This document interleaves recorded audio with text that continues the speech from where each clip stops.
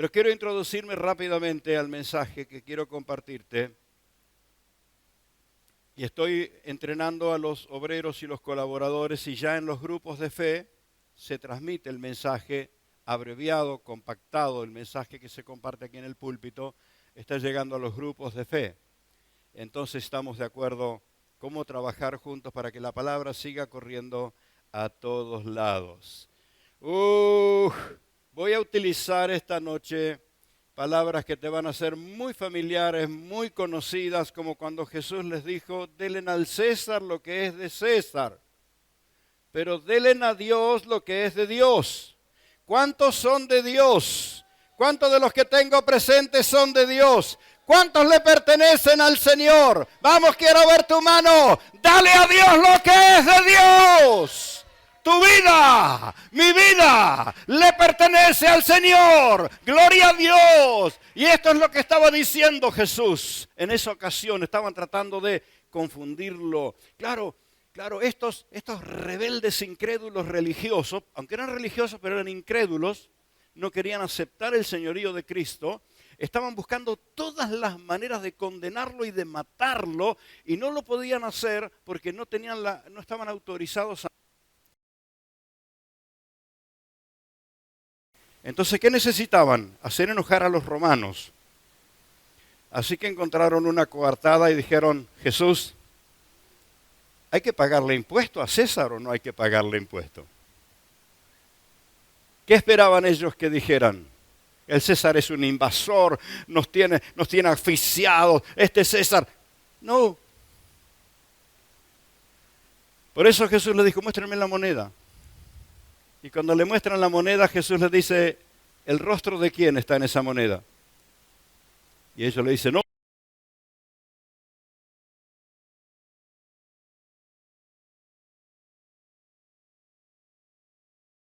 Cuando Dios te creó, ¿a la imagen de quién te hizo? ¿Qué imagen puso Dios dentro tuyo? Te creó a la imagen de Dios, no te puso a la imagen del César. Entonces al César dale lo que es de César y a Dios dale lo que es de Dios. Tu vida, mi vida, le pertenecen al Señor. Fuimos hechos a imagen y semejanza de nuestro Dios. Gloria a Dios. Bendito el Señor. Y tiene que enseñarles que no se puede servir a dos señores. Tiene que haber definición y en la vida de fe requiere definición. No podéis servir a dos señores. Y en el mismo capítulo, donde Jesús enseña la oración del Padre,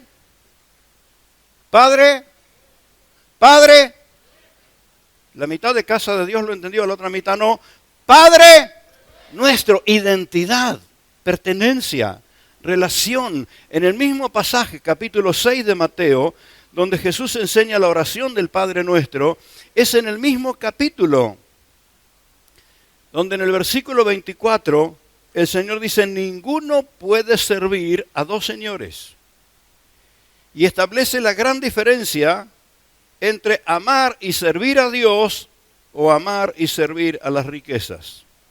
Más que de riqueza, es el concepto de materialismo. El dios Mamón. En la mitología adoraban a Mamón, el dios del materialismo. Y esta mañana tomé tiempo para decirlo y quiero decírtelo, no está nada mal que progreses y que tengas riquezas, pero que las tengas vos y no que las riquezas te tengan a vos. ¿Se entiende la diferencia? El problema es cuando lo que uno tiene lo posee a uno. Entonces no sos administrador de los bienes se adueñan de vos. Y esto es lo que Jesús dice, no puede ser. Tu Dios nunca puede ser las posesiones, aunque tengas posesiones, aunque tengas bienes. Pero esos bienes te pertenecen a vos, no es que vos le perteneces a los bienes. ¿Se entiende? Y con Mamón sucedía eso, era el dios del materialismo, se apoderaba de la gente y Jesús establece este concepto. Nosotros tenemos un Padre al que pertenecemos, no pertenecemos al dios del materialismo. Y entonces por eso dice, no se puede servir a dos señores. Y en el mismo capítulo 6, luego de hablar de las necesidades propias del ser humano, del alimento, de la comida, Justamente Pablo estaba hablando hoy de las cosas que nos afligen, nos preocupan, estaba orando por la gente que tiene insomnio, por la gente que tiene ataques de pánico. Y Jesús habló de todo eso y llega en el capítulo 6 al versículo 33 y dice, mas buscad primeramente el reino de Dios y su justicia. Y mira cómo termina, y todo lo demás está añadido. ¿Qué? Buscad el reino de Dios y su justicia, porque el que cuida de las aves, cuida también de ti. ¿Cuántos se levantan a la mañana y le dicen, Señor, no te vayas a olvidar de abrirme el grifo del aire? Ni te acordás que Él te da el aire para respirar. Ni te acordás. Y esto es lo que dice Jesús. Si el Dios que cuida de las aves, ¿cómo no va a cuidar de ti? Entonces el concepto que compartimos es que los nacidos de Dios viven en el poder de Dios, viven bajo la gracia de Dios. Impresionante esta palabra, no sé cuántos hermanos la han asimilado porque te transforma la vida. El nacido de Dios vence al mundo. Primer mensaje de la hermana Analía. Hermano Pablo, hablándonos de que el que es nacido de Dios permanece en Dios. Y Jesús dice, como el pámpano no puede llevar fruto, el pámpano se seca, pero si permanece en la vid es fructífero. La permanencia, no solo de pan vive el hombre, los nacidos de Dios no se alimentan de cualquier cosa, los nacidos de Dios se alimentan de la palabra de Dios. ¿Cuánto para aprender como nacidos de Dios en todas estas palabras? Pero quiero esta noche hablarte justamente de esto, que el nacido de Dios vive en el poder del Espíritu de Cristo. Y creo que vamos a poderlo ilustrar, pero déjame contarte que hubo un artista, dramaturgo muy conocido, si no me sale mal el nombre, se llama Shakespeare, y muy dinámico, muy vehemente, y una de sus maneras de iniciar sus obras teatrales salía ante el público y gritaba, ¿ser o no ser? Y la gente se quedaba, está bien. Esta mañana le pregunté a una hermana y me lo dijo en inglés, ni se imagina que se lo voy a decir. Menos mal que alguien lo tradujo. Y se lo digo en castellano, ¿ser o no ser? Y esa frase tiene que ver con definición. Y en la vida cristiana es fundamental la definición. ¿Quién soy al final? ¿O no al final, desde el principio? ¿Soy de Cristo o no soy de Cristo? ¿Dios es mi padre o preferí tener otro padre? Estos días recordábamos con los hermanos eso que no lo tenía escrito en ningún lado, pero el Espíritu me lo dio cuando estaba predicando, que cuando no reconoces la paternidad de Dios, el diablo te agarra de hijo. No hay alternativa. Estás bajo la protección del Padre Dios o el diablo te agarra de hijo. Pero esta noche quiero inspirarte para que no te agarre nunca más de hijo. A ver, y que le digas, ¡fuera! La vida cristiana tiene que definirse. ¿A quién pertenezco? ¿Quién es mi dueño? Porque el nacido de Dios vive como Dios manda y no como el diablo quiere. El diablo es tan insistente en buscar cómo distraernos, cómo enredarnos y sacarnos del propósito de Dios, que el propósito de Dios es maravilloso, es incomparable, es incomparable. Hasta busca distraer con cosas que son realmente llamativas. Me gusta escuchar las personas que dan reflexiones profundas y en el tiempo de escucharlos hay un detalle que voy a mirar y hasta ahí voy a escucharlos. De ahí en más tal vez diga, muchas gracias por lo que dijiste, pero pierdo el interés en lo que decís. Porque dicen cosas muy importantes y hablan del ser humano, de cómo es por dentro, de cuánto potencial tiene, y de la creación, y de las estrellas, y de las galaxias, y del cosmos. Porque, bueno, existe porque, bueno, no sé, llámelo como usted quiera. No, lo hizo mi Padre. Lo hizo mi Padre. Si no identifica a Dios como el Padre, que busque otro oyente. Yo me alimento de lo que exalta a mi Dios. Y entonces, cuando escucho reflexiones que son realmente agradables, lindas, porque en el plano humano hay muchísimo para aprender, pero cuando alguien expresamente elude declarar que Dios es Dios, búscate otro oyente. Dios es Dios. Es Dios en mi vida. ¿Cuántos pueden decirlo? Él es Dios en mi vida. Él es mi hacedor, yo le pertenezco.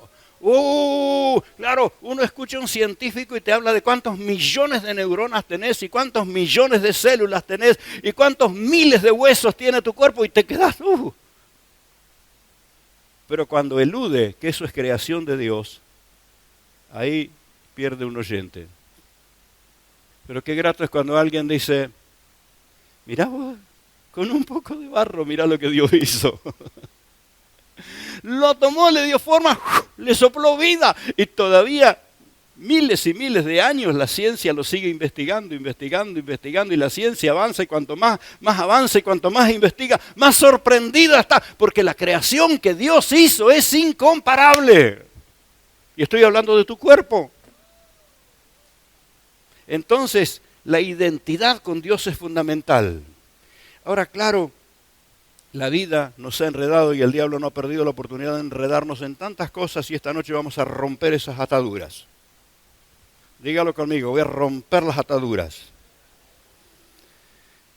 Es bueno cuando podemos descubrir en qué cosas estuvimos atados o todavía estamos atados. Qué bueno es descubrirla y en eso el Espíritu Santo es justamente el consejero, es el que nos hace descubrir que lo que creíamos que estaba bien no está bien. De pronto, los pecados que cualquier persona te diría, eso está mal. Tenemos conciencia y decimos, eso está mal. Entonces nos podemos arrepentir de lo más visible. Pero hay errores en nuestra vida que son casi imperceptibles. Es más, es posible que los demás te aplaudan. Porque nuestra forma de entender la vida de fe es a partir de la necesidad. Y hoy voy a cambiarte la bocha, como dicen los muchachos, los chicos. Hoy voy a cambiarte ese paradigma. Tu vida de fe no tiene que partir desde tu necesidad, sino de la grandeza del Dios eterno.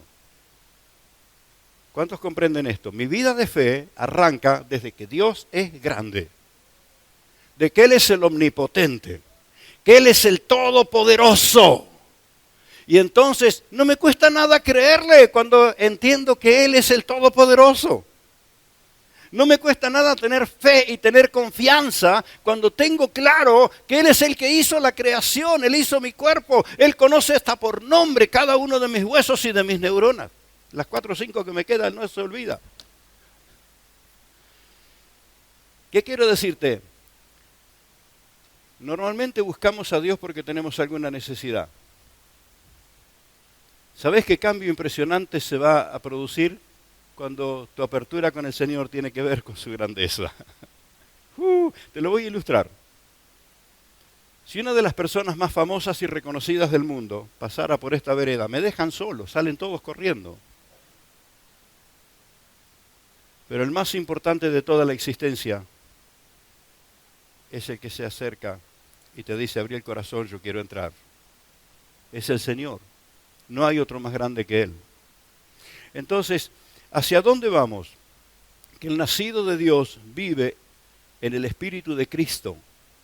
¿Y a qué queremos aclarar con esto? Mirá el libro de Romanos, capítulo 8. En Romanos capítulo 8, obvio, cualquiera diría demasiado obvio, pastor, que el 8 está después del 7. La cosa es, ¿qué contenido tiene el capítulo 7? El capítulo 7 habla, ¿se acuerdan las imágenes que proyectamos? La persona carnal, la persona almática y la persona espiritual. ¿Se acuerda esto? Bueno, capítulo 7 habla del carnal. El que no tiene riendas para gobernar sus apetitos. El que no puede controlarse, el que no puede humillarse, el que no puede rendirse, el que no puede entregarse. Pero entonces el Espíritu Santo te ayuda a comprender estas verdades.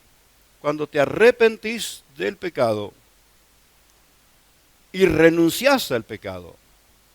Porque habrás escuchado alguna vez gente que te dice, y yo sé que lo que estoy haciendo está mal. ¿Y por qué no? Porque me gusta. Mientras te guste lo mal que estás haciendo, quiere decir que no estás arrepentido y mucho menos lo has renunciado.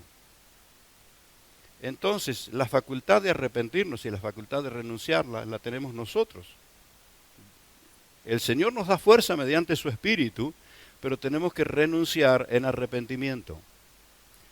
Y si hiciéramos en esta noche una mención de pecados, estoy seguro coincidiríamos en la mayoría y se nos escaparían algunos de los que tuve que arrepentirme. Y es de la mentalidad de pobreza. Descubrí que tenía, mejor dicho, no la descubrí yo, me la enseñó el Espíritu Santo, que tenía mentalidad de pobreza. Cuando tratás con alguien que tiene mentalidad de pobreza, ¿te conmueve? Sin embargo, si conocieras de esa persona, te sorprendería que tiene más capacidad que vos. Entonces uno no comprende. Personas que tienen tanta capacidad tienen un pensamiento de pobreza y es empobrecedor. Empobrecen a todo su entorno. Y aunque no empobrecía todo mi entorno, pero tenía mentalidad de pobreza. Les agradezco mucho las palabras de ánimo que muchos de ustedes me han dado. Pastor, tiene que cambiar ese vehículo. Mire cuántos años tiene. Tiene 14 años, 14 velitas le voy a poner. Y los festejo. Pero muchos de ustedes ya están enterados qué sucedió. Tenía un auto 0 kilómetros, lindo, hermoso. Y hubo hermanos que me decían, no te duermas porque después cuesta mucho cambiarlo. Y cuando decidí cambiarlo, salí a ver por un vehículo que tuviera las capacidades que necesitaba. Y entro en una agencia y el hombre me dice, ¿por qué no aprovecha ese vehículo? Es una 4x4, es un vehículo japonés, es importado. Y está bonificado por fin de año, está al mismo precio que este otro.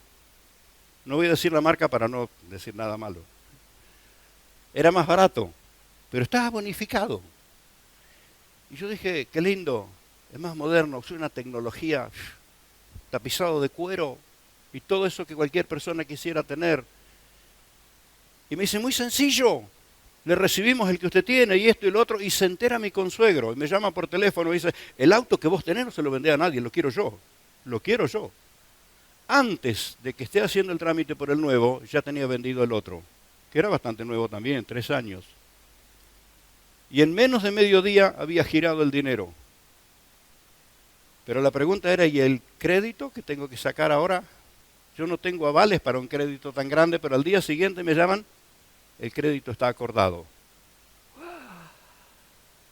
Entonces yo estaba en una mesa de trabajo con otros hombres, un grupo grande, estábamos tratando cosas de la obra del Señor, porque pertenecí al Consejo Directivo Nacional de la institución y nos tocaba tratar cosas de todo el país.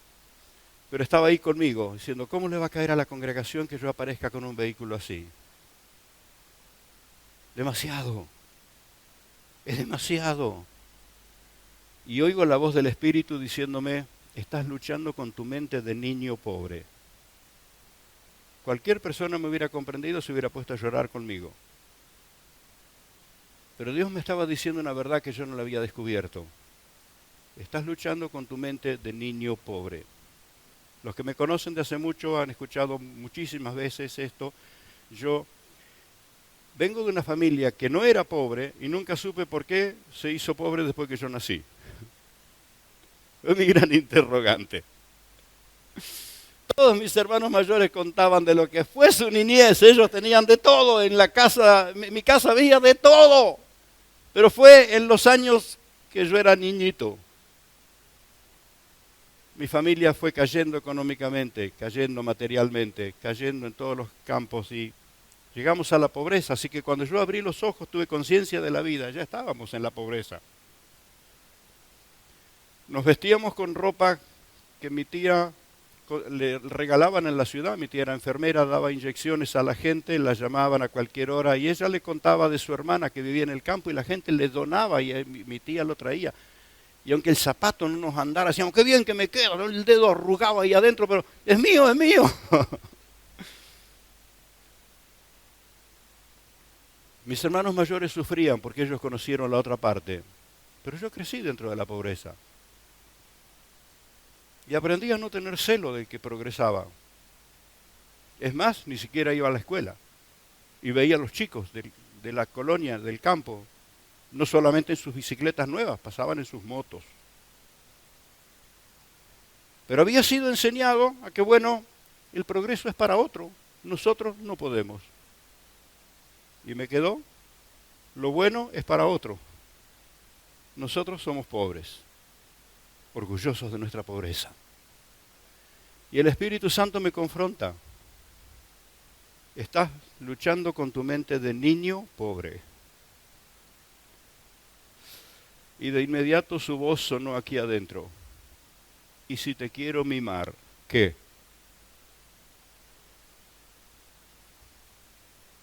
Y me desarmó. Y dije, ¿cómo voy a negarme, Dios, a semejante mimo? Por eso cuando me preguntan, ¿cuándo va a cambiar ese vehículo? Cuando Dios me quiera hacer otro mimo. Es un mimo de Dios, un regalo de Dios. Entonces me hizo descubrir que yo tenía que vencer una raíz que se había desarrollado dentro de mi mente. ¿Ve? Que cualquier persona me hubiera comprendido. Pero Dios me dijo, no me gusta que tengas esa mentalidad, porque en el reino de los cielos se administran las riquezas de los cielos. ¿Cómo vas a administrar bienes del cielo cuando tu cabeza está empobrecida? Cuando tu corazón está empobrecido. Entonces tuve que renunciar, arrepentirme de haber estado orgulloso de mi pobreza. Y aunque usted no me ha visto, y por supuesto lo hago con humildad, nunca me envanezco de lo que Dios me da, estoy agradecido, pero tuve que renunciar a la pobreza.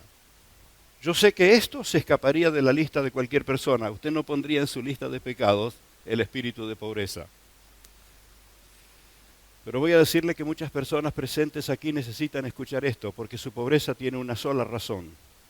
El diablo te la sembró en la mente y la aceptaste y te va a mantener así siempre. ¿Conocés la historia del elefante? Ese semejante elefante que podría arrancar de raíz un árbol. Y vos lo ves atado con una cuerda a una pequeña estaca.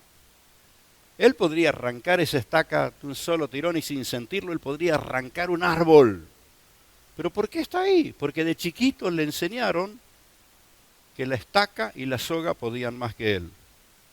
Y se hizo grande, pero sigue teniéndole miedo a la estaca y a la soga. Entonces hubo cosas que nos cautivaron, que nos formaron. Y le digo, soy un celoso administrador de todo lo que tengo, no soy de los que tiran cosas. Y que a veces lucho, porque por ahí cirujeo. Veo un mueble tirado en la calle y digo, pero a tantos le puede servir. Y me empecé a hacer la pregunta, ¿lo necesitas? No, yo no, pero siempre hay alguien que lo necesita. Tengo que resistir la tentación. Y capaz que usted se ha sentado en alguna silla que yo la cirugié por ahí. ¿Qué quiero decirle? Soy administrador celoso de lo que tengo personalmente y de lo que hago aquí. De lo que parece que no sirve, algo hacemos.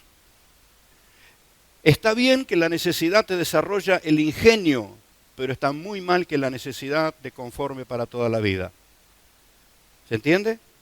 Tuve que renunciar a la mente de niño pobre, tuve que renunciar a eso y consagrarle mi vida al Señor, porque mientras no renuncie a esa mentalidad, nunca podré administrar riquezas del Señor. Entonces, por esto le comparto esas cosas que son como yugos, son como ataduras, que las tenemos que romper, las tenemos que quebrar. ¿Por qué? ¿Vio a Jesús quejarse de la pobreza en algún momento? Lo máximo que dijo fue, las zorras tienen guaridas y las aves tienen nido, pero tú, Señor, no tienes dónde recostar la cabeza. Y no estaba diciendo, pobrecito de mí, estaba diciendo, no estoy atado a nada. No estaba dando allí una conferencia de pobrecito, Estaba diciendo, no estoy atado a nada. Nunca vi a Jesús quejarse de la pobreza. Sí lo vi ser compasivo con el pobre. Sí lo veo en las Escrituras. Con muchísima compasión. ¿Y que las pasó? Las pasó. Las pasó. Y veo al apóstol Pablo diciendo, estoy acostumbrado a tener abundancia como a padecer necesidad. Y nunca, ni la abundancia se va a apoderar de mí, ni la necesidad. Porque yo confío en la grandeza del Dios Todopoderoso, rico en los cielos y rico en la tierra. Y esto es lo que tiene que desarrollarse en nosotros, una mentalidad de esa conciencia. Por eso Jesús dijo, busca el reino de Dios y su justicia, porque todo lo demás está añadido. Hagas lo que hagas, no vas a poder hacer llover. Hagas lo que hagas, no vas a poder hacer que el sol salga. Y si no sale, chao, morimos congelados. No vas a poder hacer nada por crear el aire. Y Dios nos lo provee. Entonces vamos a cambiar el foco, no en nuestra necesidad, sino en la grandeza de nuestro Dios. Y esto fue lo que Jesús vino a enseñar. Esto fue lo que vino a enseñar el Señor. Mi Padre que cuida de las aves, ¿cómo no va a cuidar de ti? ¿Cómo no va a cuidar de ti? Entonces te das cuenta cómo cambia la manera de entender las cosas. Porque el Espíritu de Cristo tiene los ojos en las riquezas de Dios. Entonces, hermanos, esa definición en la vida de fe es fundamental. Creerle al Señor con toda el alma, con todo el corazón y con toda la acción propia es fundamental. Vamos a Romanos capítulo 8. Y mirá lo que dice aquí. Habla de dos leyes. Y dice, ahora pues, claro, capítulo 7 está hablando de que está prisionero del pecado, prisionero de la ley de la muerte, prisionero del mal, pero en capítulo 8 comienza a hablar de vos. Y quiero que te preguntes si no está hablando de vos. Ahora pues, ninguna condenación hay para los que están en Cristo Jesús. Ahora te pregunto, ¿estás en Cristo Jesús? ¿Estás en Cristo Jesús? Quiero que desarrolles esa convicción porque eso es fundamental. Eso es lo que cambia todo. No hay ninguna condenación para los que están en Cristo Jesús, los que no andan conforme a la carne, sino conforme al Espíritu. Oh, no andan dando lástima, se fortalecen en el Señor. Y hermanos queridos, esta definición en la vida de fe es fundamental. Vas a ver en cualquier ruta, especialmente aquí en la circunvalación, que van los carteles, los avisos. La salida a tal avenida, la salida a la autopista, y sabes que más adelante está, pero cuando llegaste a la salida hay un cartelito redondito así, que no me lo olvido nunca más, tengo la fotografía acá, redondito, el borde blanco, el centro azul y dos flechitas. ¿Para acá o para allá? Te viniste informando por los carteles que había arriba que te acercabas al cruce, que te acercabas, pero cuando te acercaste te dice, este es el momento, acá o allá.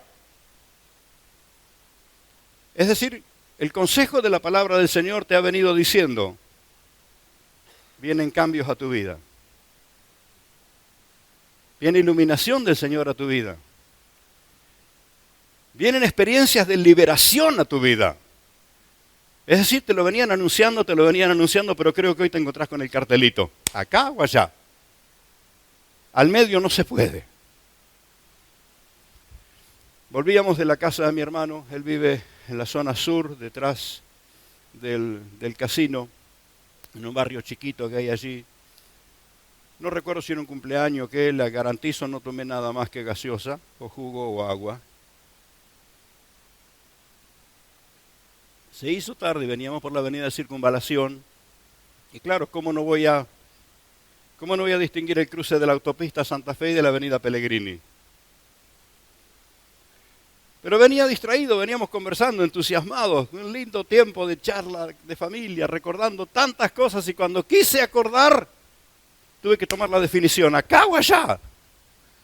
Así que al medio no podía. Y entonces hice una maniobra y me metí en el carril de la bajada y la pastora pensó que estábamos al cielo. ¡Qué susto! Pero los momentos de definición son de definición. Ser o no ser, gritaba el poeta, escritor. ¿Decidimos o no decidimos? Y esta noche yo te quiero ilustrar este pasaje que leímos acá. Ahora pues, ninguna condenación hay para los que están en Cristo Jesús, los que no andan conforme a la carne, sino conforme al Espíritu. Porque la ley del Espíritu de vida en Cristo Jesús me ha libertado de la ley del pecado y de la muerte. ¡Oh! Los libertados del Señor, entiéndanlo de una vez, Dios te ha hecho libre. No tenés por qué ser prisionero del pecado. No tenés por qué ser prisionero de la miseria. No tenés por qué ser prisionero del diablo. De ninguna manera. Porque Cristo te ha hecho libre. Gloria a Dios. Y quiero que lo practiques conmigo. Porque la ley del Espíritu de vida, versículo 2. Porque la ley del Espíritu de vida me ha liberado. Quiero que lo repitas conmigo. Me ha liberado. Tiene que sonar fuerte. Me ha liberado. Los que entienden lo que están diciendo saben qué tiene que hacer. Me ha liberado. Esta no es una exclamación así nomás. Esta es una exclamación que va a romper barreras y ataduras y ceguera y una nube negra que parece que te tiene cautivo. Ya sabes qué tenés que hacer. La ley del Espíritu de vida en Cristo Jesús me ha liberado. Me ha liberado, me ha liberado. Bien los que lo entienden, bien, póngase en pie para gritar, me ha liberado de la ley del pecado y de la muerte, que es la ley del Espíritu de vida en Cristo Jesús. Él puso su Espíritu. Esto es el nacido de Dios. Los nacidos de Dios tienen el Espíritu de Cristo reinando en sus corazones. Su libertad no es una ilusión. Tu libertad, mi hermano, es una realidad que la mente no la entiende, pero en las esferas espirituales está escrito tu nombre, no como condenado, sino como heredero. Bienaventurados los que comprenden esto. Y lo vamos a ilustrar. Van a tomar asiento. Porque los nacidos de Dios siempre están abriendo su corazón al Señor. Y han entendido que en Cristo lo tiene todo. ¿Cuántos son francos en decir, yo lo sé, hermano, pero me lo olvido a cada rato? ¿Qué ha pasado con nuestro espíritu? ¿Qué ha pasado con nosotros? Yo voy a llamar a alguien aquí que tiene, yo le vi la facultad, es un excelente dramaturgo. Voy a invitar aquí al protagonista Mateo. Recíbalo con un aplauso.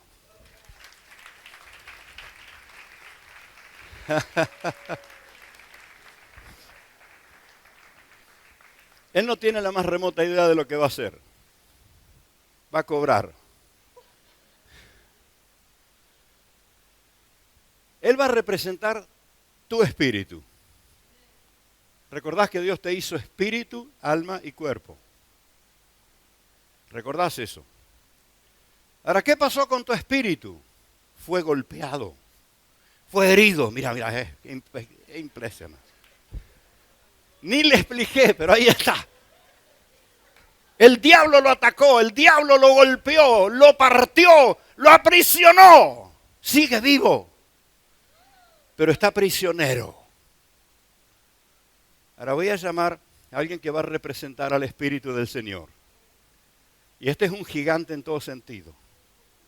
Quiero que vengas, Marcelo.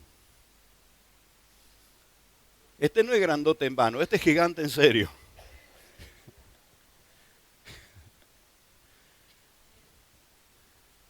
Así estabas vos cuando aceptaste a Cristo como Salvador. Y mi hermano va a representar al Espíritu Santo, que te libra de todas las ataduras y te levanta y te sostiene. Vamos, levantámelo que está caído el hombre. Está espiritualmente caído. Y esto es lo que hace el Espíritu Santo. es el júbilo de la victoria. Y ahí está con él. Ahora pregunto, ¿quién se anima contra él?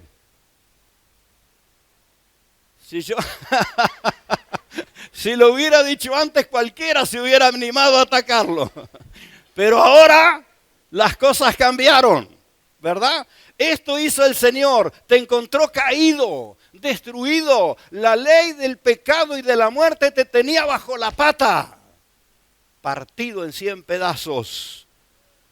Ahora no puedo ilustrar, es totalmente lo que dicen las Escrituras, que el Espíritu Santo viene a vivir dentro nuestro. Pero esa fortaleza, esa seguridad, si alguien viniera ahora a agredir a este muchacho, yo sé quién se le pone adelante. Pero vamos a la prueba.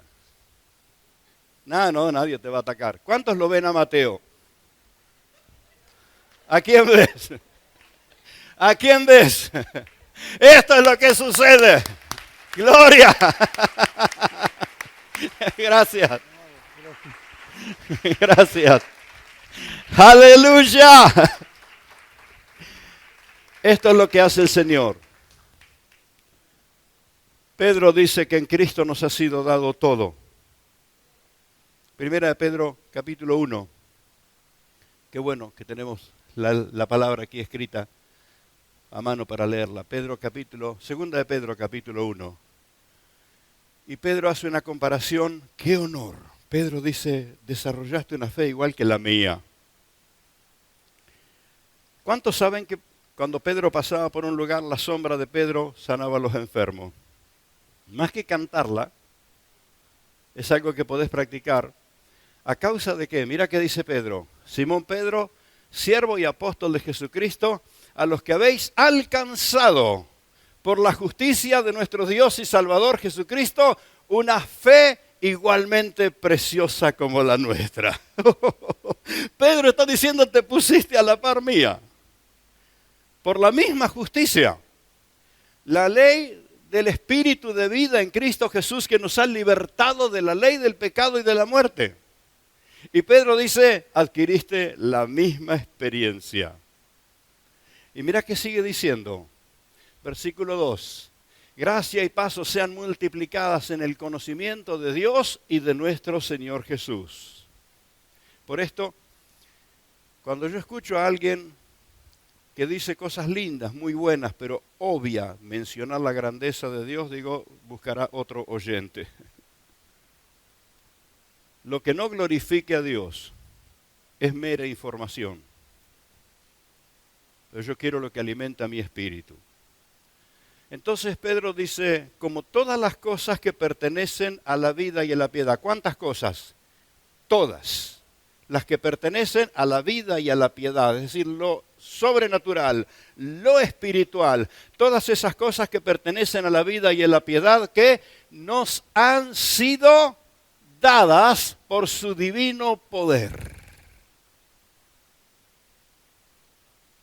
La mayoría estamos orando, Señor, dame poder. Señor, dame. ¿Y qué tal si cambiáramos nuestra oración para decir, gracias Señor porque me lo diste? El problema es que no aprendí a usarlo. Todavía estoy con la mente de niño pobre. Todavía estoy con la mente natural de esta tierra. No puedo entender las cosas espirituales, pero que me ha sido dado, me ha sido dado. Por eso es que hay instantes donde te son abiertos los ojos y entendés lo que antes no habías entendido, porque el Espíritu de Dios está dentro tuyo. Nos ha sido dado por su divino poder mediante el conocimiento de aquel que nos llamó por su gloria y excelencia. Y mira lo que hizo, versículo siguiente.